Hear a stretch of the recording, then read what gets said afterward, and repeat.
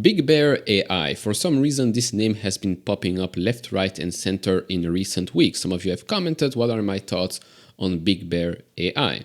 Now, at first, I thought this was some altcoin crypto stuff, but no, apparently it's a real company worth around $500 million. Now, previously, it was worth way more, but of course, with all SPACs, mergers, and stuff like that, they go up a lot and then they will usually crash over 70, 80, sometimes even 90%. Now, with regards to the company, what do they do and how does that compare to someone like Palantir, for example? Now, before you jump the gun and write a comment, hear me out. So both offer data mining and analysis tools. Palantir focuses on building enterprise data platform for managing large data sets. Think about data infrastructure. I know we have Gotham, we have Foundry, AIP.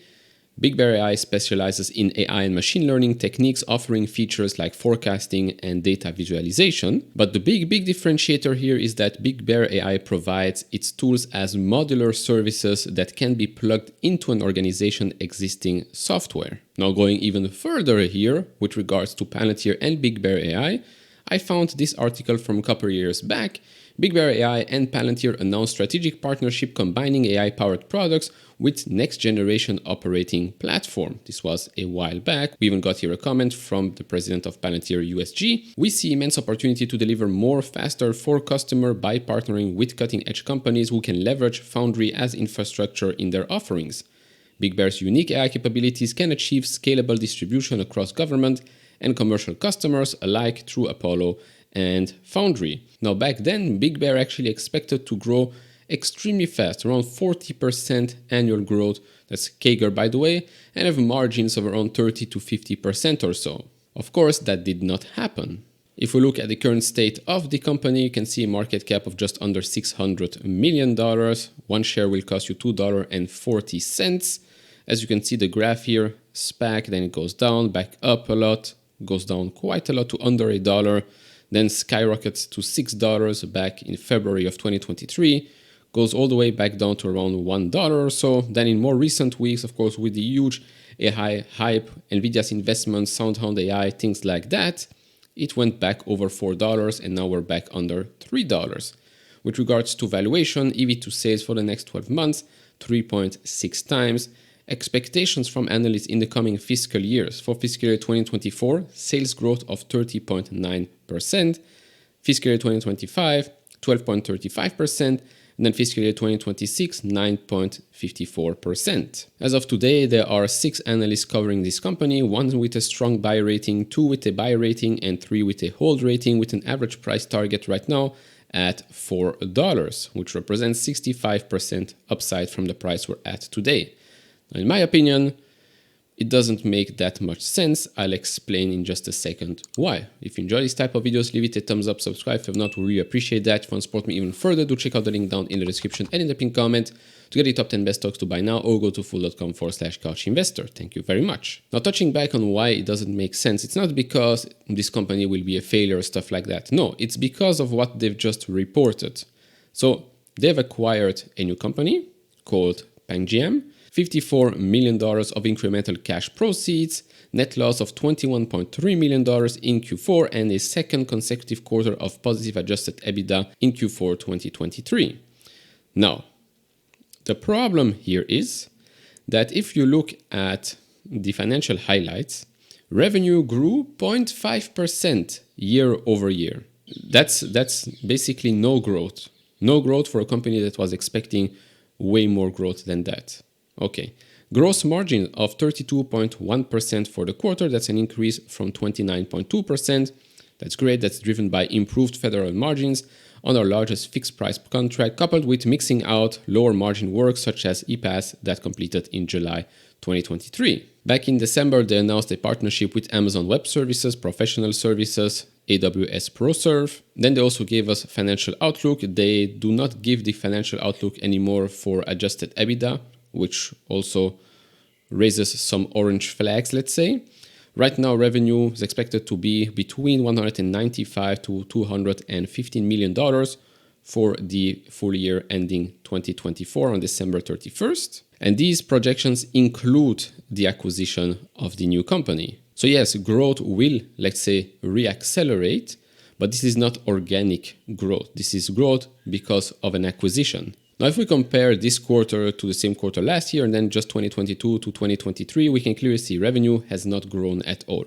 What has improved a little bit for this quarter is cost of revenue, which is why we can see gross margin improving here. But for the full year, it did not improve. For this quarter, yes. So maybe if they can continue the trend of going out of 2023, going into 2024 with better gross margins, that would be great.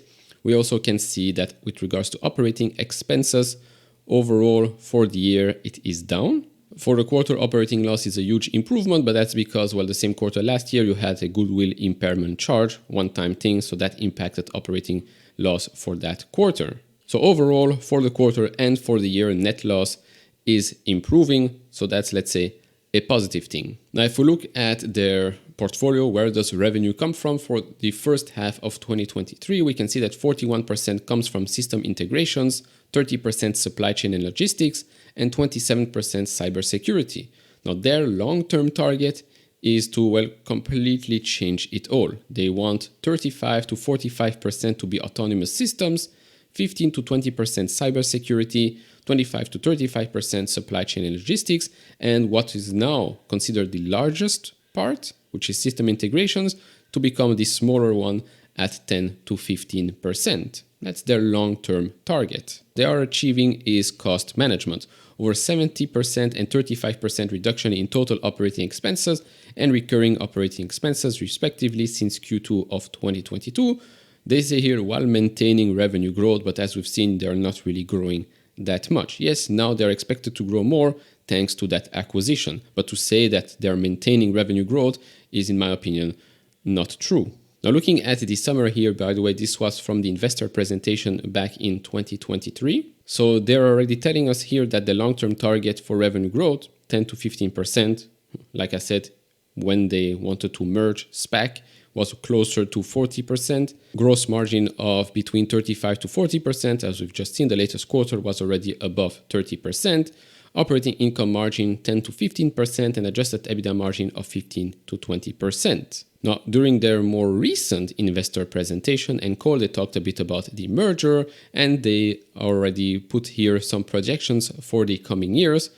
Accelerating commercial revenue, as you can see here, government revenue and commercial, here as well commercial, is expected to outgrow government by quite a lot. Which means that by 2025, commercial and government, the percent of revenue is expected to be 50-50. Right now, that's 73% government, 27% commercial. And this is basically the rationale behind that deal. By acquiring critical software infrastructure, we're managing liquidity and mitigating cash outlay that would otherwise be needed to build these capabilities in-house. We expect to see accelerating growth once we integrate and shift from foundation building mode in 2023 to scale mode in 2024 and beyond. Now, of course, whether you believe them or not is up to you. So far, latest quarter really proved that revenue growth is close to zero. Now, of course, with the acquisition, expect non-organic growth to make that a difference in the coming quarter, especially in 2024. But let's keep an eye on those growth rates, what they expect and what they will actually deliver. I truly hope that they underpromise and overdeliver rather than overpromise and underdeliver, which is exactly what has been happening for them for the past couple of years. Not me saying that this won't be a success, just me saying that their track record right now is not extraordinary. Closing it out by looking at the graph, as you can see here in the last couple of weeks, it went from under $2 to over $4, went up close to 200%. And then after it reached that top here, it crashed way under $3 right now at $2.41, which sits just at the 50-day moving average. The 200-day moving average sits at $2.09. RSI is at 54 right now. So what you're buying right now is actually what they've been buying. They've been buying another company to reaccelerate the growth of the business in the hopes that the overall business reaccelerates as well. Margins expand, becoming more profitable, taking more market share in the future.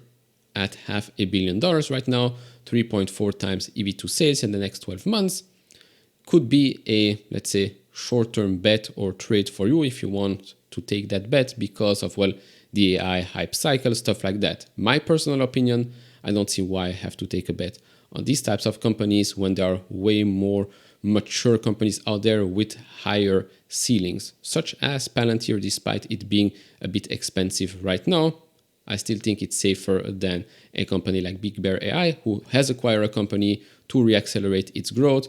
What we've seen in the past couple of years is that when you acquire a company, usually it takes some time until you integrate everything together and you see the positive effects. Sometimes you don't even see the positive effects, Teladoc being a perfect example.